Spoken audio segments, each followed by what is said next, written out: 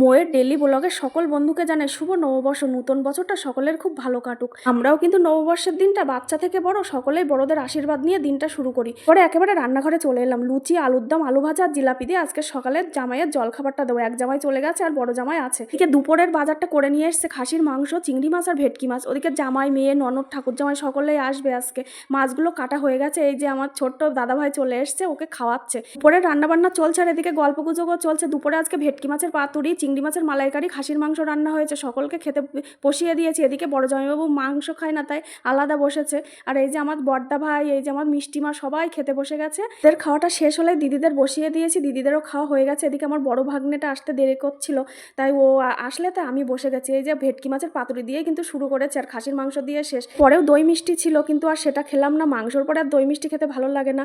খাওয়া দাওয়া হয়ে গেছে। এরপরে ভেবেছিলাম আমি মাজা ধোয়া নিজে ধীরে ধীরে করবো, কিন্তু বোন চলে যাবে, তাই একটু কাজ আগিয়ে রেখে যাচ্ছে।